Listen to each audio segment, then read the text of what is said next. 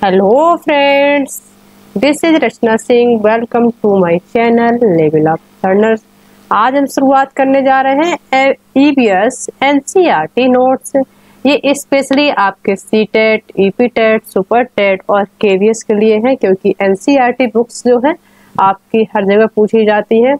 ये जो है यहाँ से सीटेट के समथिंग 80% क्वेश्चंस आपके यहाँ से कवर हो जाएंगे और बाकी के जो क्वेश्चन रह जाएंगे वो भी आपके लगवा दिए जाएंगे। पहले नंबर हम ईवीएस के जो नोट्स हैं एनसीईआरटी वो सारे पढ़ लेते हैं, उसके बाद में क्वेश्चन भी साथ साथ में लगाते हुए चलेंगे। अब सब जान लेते हैं कि जो 4 पार्ट है, इससे पहले मैंने 3 पार्ट कंप्लीट कर दिए थे। अब 4 पार्ट में पढ़ने वाले हैं हम चींटियों के बारे में। चींटियों के बारे में जानते हैं कि चींटियाँ क्या होती हैं। इससे क्वेश्चन एग्जाम में बहुत ज़्यादा बनते हैं चींटियों से। समझ लीजिए चींटियाँ जो है मिलजुल कर रहती हैं, और मिलजुल कर रहने के पीछे एक वजह और होती है, क्योंकि देखा होगा जो चींटियाँ एक लाइन में चलती हैं इस तरीके से, तो एक ग्रुप में यानी देखा होगा जो चींटियाँ क्या होती है, एक चींटी के पीछे एक चींटी, एक चींटी पीछे एक चींटी, इस तरीके से वो ग्रुप में चलती हैं और एक लाइन में सीधी रेखा में चलती हुई चली जाती हैं। ऐसा क्यों होता है? क्योंकि उनके पास में एक केमिकल होता है जिसका नाम होता है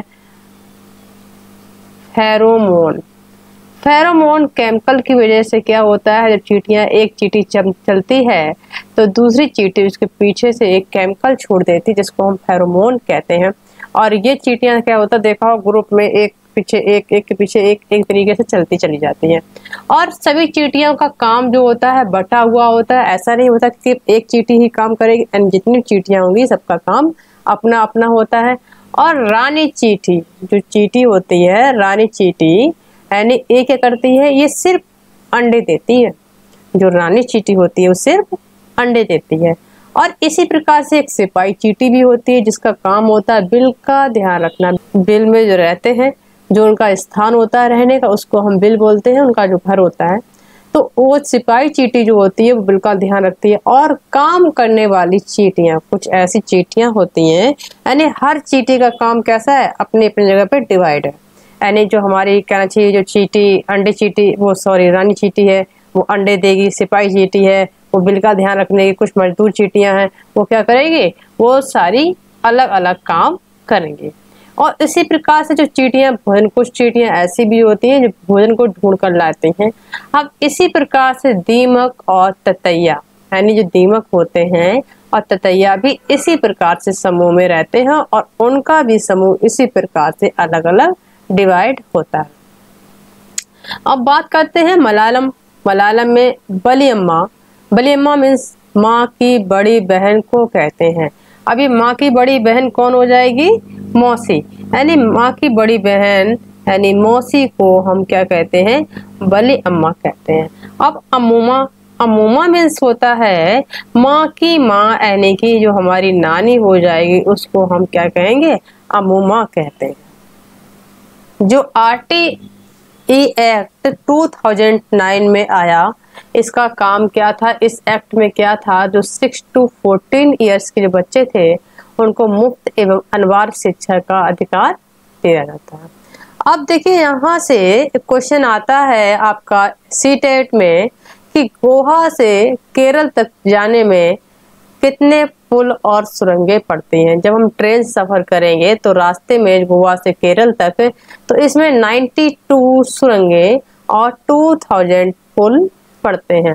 अब देखिए बात आती है हमारे उत्तर प्रदेश की। जो उत्तर प्रदेश है, जो कन्नौज जहाँ पे जिला पड़ता है, उत्तर प्रदेश में जिला जो पड़ता है कन्नौज, और यहाँ के जो हमारे मुख्यमंत्री जी हैं मिस्टर आदित्य योगी नाथ, है ना। अब ये देखिए जो कन्नौज में जो इत्र बनता है ये बहुत ज्यादा प्रसिद्ध है और बनता ये गुलाब के फूलों से बनता है, गुलाब के जल और गुलाब के फूलों की यहाँ पे खेती भी होती है। तो जो इत्र है, इत्र और गुलाब जल और केवड़ा तीनों ही चीजें यहाँ पे उत्तर प्रदेश कन्नौज जिला में तैयार की जाती हैं। अब देखिए एक वेट लिफ्टर है, यहाँ से क्वेश्चन बहुत आता है एग्जाम में वेट लिफ्टर से। जो कर्णम मल्लेश्वरी है एक वेट लिफ्टर है और ये आंध्र प्रदेश की रहने वाली, क्वेश्चन यहाँ से आएगा कहाँ की रहने वाली थी, आंध्र प्रदेश की रहने वाली थी। और इनके जो फादर थे वो पुलिस में हवलदार, और जब ये 12 साल की थी कब, कितने साल की, 12 साल की थी, तभी से इन्होंने वजन उठाने की प्रैक्टिस शुरू कर दी थी और वे एक बार में 130 केजी वजन उठा लेते हैं। अब क्वेश्चन यहाँ से एग्जाम में बन सकता है कि वो एक बार में कितना वेट उठाती हैं, तो 130 किलोग्राम वजन उठा लेती हैं। कर्णम ने भारत के बाहर 29 मेडल जीते। क्वेश्चन यहाँ से और बन सकता है कि जो कर्णम थी इन्होंने भारत के बाहर कितने मेडल जीते, 29। उनकी 4 बहनें और हैं जो भी वेट लिफ्टर का क्या करते हैं, प्रयास करती हैं, अभ्यास करती हैं। अब बात आती है उत्तराखंड में। उत्तराखंड में पहाड़ों के बीच में एक ऐसी जगह है जहां बहुत सारे फूल ही खिलते हैं और उस फूल को फूलों की घाटी कहा जाता है। यानी ये फूलों की घाटी किसे कहते हैं, क्वेश्चन एग्जाम में आएगा, जो फूलों की घाटी उसे किसे कहते हैं या क्या कहलाती है, तो क्वेश्चन बन जाएगा कि जो फूलों की घाटी है ना, उत्तराखंड को कहते हैं। और कहीं झाड़ियों में लगे लाल फूल नजर आते हैं। यहाँ जो उत्तराखंड जगह है यहाँ पे कहीं कहीं पे लाल फूल नजर आते हैं और पत्थरों के बीच में जब हम देखते हैं तो सफेद फूल झांकते हुए मिलते हैं। इससे पहले मैंने जो उत्तराखंड के जो रास्ते पढ़ाए थे उबड़ खाबड़ रास्ते, क्योंकि वहाँ पे क्या है, पथरीला रास्ता है, पहाड़ी एरिया है इसलिए। और यहाँ पत्थरों के बीच में कैसे फूल दिखेंगे, सफेद फूल दिखते हैं। पीले पीले फूलों के लंबे चौड़े कालीन जैसे मैदान भी हैं। अब देखिए, जो कहना चाहिए कि जो कालीन जैसे मैदान, जैसे देखा होगा कि जब कहीं पे कोई पार्टी वगैरह होती है तो वहां पे कालीन बिछा दी जाती है तो दूर तक एकदम बहुत सुंदर लगता है देखने में। वैसे यहाँ पे इतने सुंदर फूल हैं, इतने सुंदर फूल होने की वजह से क्या लगता है, जैसे ऐसा लगता है जैसे कोई कालीन बिछा दी, कालीन जैसा एक मैदान है। और कहीं कहीं अचानक घास के छोटे छोटे तारों जैसे नीले फूल दिखाई पड़ते। जैसे आसमान में देखा हुआ कि जब मौसम जो होता है एकदम बहुत अच्छा हो और एकदम आकाश जो है इस स्काई कलर का दिखता है और उसमें क्या होता है, व्हाइट कलर के तारे दिखाई पड़ते हैं। और यहाँ पे बिल्कुल वैसा ही ये बताया गया है कि जो घास के छोटे छोटे तारों जैसे नीले फूल दिखाई देते हैं, ये सब सपने जैसा लगता है ना। कहने मतलब ऐसा लगता है जैसे कोई सपना देख रहे हो खुली आंखों से। इतनी सुंदर जगह है कि ऐसे एकदम से लगता है कि वहां पे हम कोई सपना खुली आंखों से देख रहे हैं। इस घाटी में भी इतने सारे फूल साल में कुछ ही हफ्तों के लिए खिलते हैं। क्वेश्चन यहाँ से बनेगा, यानी इस घाटी में बहुत सारे फूल हैं लेकिन होता क्या कि पूरे साल नहीं खिलते हैं, सिर्फ एक ही हफ्ते में खिलते हैं। अब देखिए, मधुबनी की बात हुई है। मधुबनी जो है एक बिहार में एक जिला पड़ता है। बात वहां की हुई है कि जो मधुबनी है ये बिहार में एक जगह है और यहाँ पे क्या होता है, जब कोई फेस्टिवल, जब कोई त्योहार और खुशी का मौका होता है तो यहाँ पे जो दीवारें होती हैं, घर की जो दीवारें होती हैं, आंगन में चित्र बनाए जाते हैं।